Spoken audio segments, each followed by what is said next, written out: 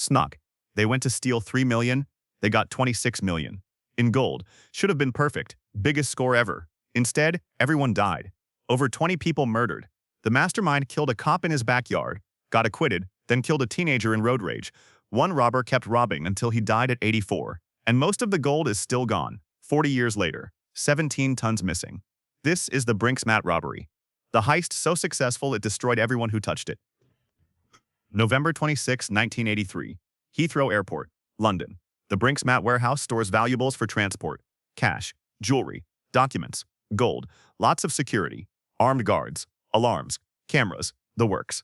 6 guys decide to rob it. They have inside help, a security guard. His name is Anthony Black. His sister is dating one of the robbers. Family connections. Very professional. The plan is simple. Wait for Black's shift. He lets them in, they grab the cash. Maybe 3 million pounds. Quick job, in and out. 30 minutes maximum. Nobody gets hurt, everyone gets rich. Perfect plan. Except they didn't plan for what they actually found. Black lets them in. Early morning, 6 a.m. The warehouse is quiet. Other guards are there. The robbers pull guns, tie everyone up, pour gasoline on them. Very persuasive. Nobody resists. They open the vault, expecting pallets of cash. 3 million pounds worth. Light, easy to carry. Instead, they find gold bars. Thousands of gold bars. 26 million pounds worth. About $76 million today. Problem. Gold is not cash. Gold is heavy. Extremely heavy. They brought one van for 3 million in cash. You can fit 3 million in cash in a van easily. 3 tons of gold? Not so much. Basic physics. They clearly didn't think this through. They can't take it all. They take what fits. About 3 tons, leave 17 tons behind. Still the biggest gold robbery in British history. They drive away, thinking they won. They won a death sentence. The police investigation starts immediately. The gold has serial numbers. Can't just sell it. Too traceable. Too hot. They need to move it. Fast. Enter Kenneth Noye. He's a legitimate businessman. Owns property. Runs companies. Also a criminal. Also connected. He has a plan. Melt the gold. Remove the serial numbers. Recast it. Sell it legally. Genius. Except for the part where he does this in his backyard. Literally his backyard. Noye sets up smelting equipment at his house in Kent. Suburban neighborhood. Nice area. He's melting millions in stolen gold bars in his garden, next to his house, while living there. The smell must have been something. The heat. The noise. Neighbors didn't notice or didn't care. British politeness at its finest. The police are investigating. They know gold was stolen. They know it needs laundering. They start surveillance on Noye, on his associates, on everyone connected. January 1985. 14 months after the robbery, police surveil Noye's property. Undercover detective John Fordham enters the garden, at night, looking for evidence. Finds Kenneth Noye instead. Noye spots him, thinks he's a burglar, or knows he's a cop, and panics. Either way, confrontation, fight. Noye stabs him. 11 times. 11. That's a lot of self-defense. Fordham dies. In Noye's garden. The same garden where Noye is melting stolen gold bars. The irony is chef's kiss perfect. Noye calls police immediately. I killed an intruder. He was in my garden. I was scared. Self-defense. Protecting my home. My home where I definitely wasn't doing anything illegal. The trial. Noye's defense. Man dressed in black. Balaclava. In my garden. At night. What would you do? The jury apparently thought yes. 11 stab wounds. Very reasonable response to trespassing. Acquitted. Full acquittal. He killed an undercover police detective in the garden where he was melting millions in stolen gold and walked free on self-defense. The cop should have knocked, apparently. But wait, they still got him. Different charge. Handling stolen goods. The gold, can't acquit him for that. Too much evidence. Gold in his possession. Smelting equipment. Bank records. Everything. 14 years in prison. Not for killing a cop. For receiving stolen gold. The cop killing was fine, apparently. The gold was the problem. Noye serves his time. Gets out. 1994. 2 years later. 1996.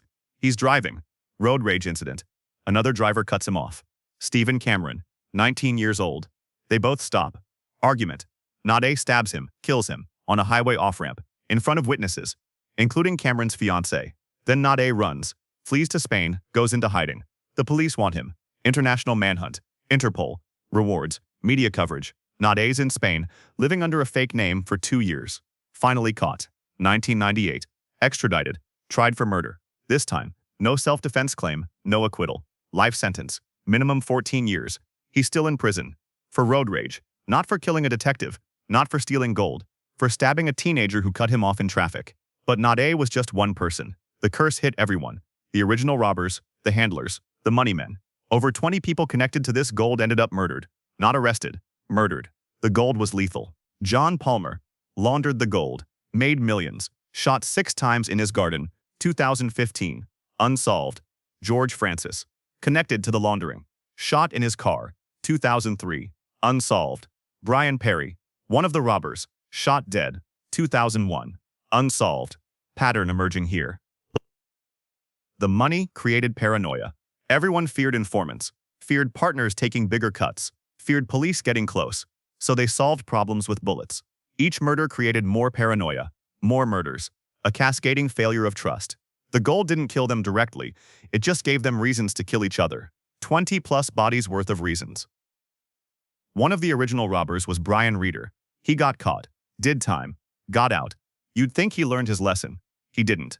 2015. He's 76 years old, participates in the Hatton Garden heist, another vault robbery, £60 million worth of jewelry, at age 76. After doing time for Brink's Mat, after watching 20 people die, he still went back, couldn't help himself, got caught again, more prison time, in his 70s.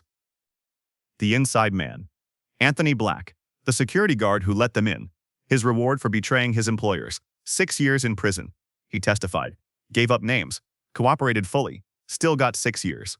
His sister's boyfriend, the reason he helped, dumped her immediately after the robbery, used her, used Black, got his cut, moved on. Black went to prison for helping his potential future brother-in-law, who wasn't actually serious about his sister.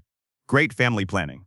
The original haul, 3 tons of gold, £26 million, melted down, sold off, scattered, laundered through dozens of transactions.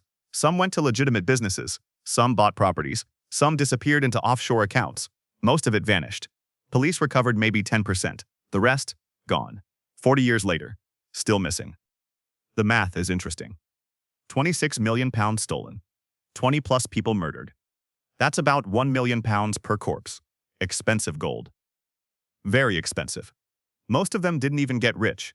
They died broke, or died before spending it, or died and the money vanished. The gold was cursed, not mystically, economically. Touching it was lethal. The British government took this personally, formed task forces, dedicated investigators, decades of resources. They wanted that gold back. They wanted everyone involved. They got some, arrested dozens, recovered millions in assets, but never found most of the gold, never caught everyone. The investigation is technically still open, 40 years later, still looking, still hoping. The British government took this personally, formed task forces, decades of investigators. They recovered maybe 10% of the gold. The rest, gone, vanished into legitimate economy, melted, recast, sold, laundered through dozens of transactions. 40 years later, still missing. The people who knew where it went are dead, or in prison, or very quiet. The Brink's Mat robbery was supposed to be perfect. Biggest haul in British history, inside help, clean getaway. Instead, it became a 40-year murder spree, 20 corpses, millions in investigation costs, and most of the gold still missing. They got the gold. The gold didn't let them keep it. Everyone who touched it ended up dead or in prison, not because of magic, because of math. Too much money, too many people, zero honor. The gold gave them millions of reasons to destroy each other. They took every single one. Noye killed 2 people, acquitted for the cop, life for road rage, still in prison. Reeder robbed vaults until he died at 84. In prison. Black betrayed his employers for a boyfriend who dumped his sister. 6 years. And somewhere out there, 17 tons of stolen gold. Perfectly laundered. Completely untraceable. Just cost 40 years and 20 lives to clean it.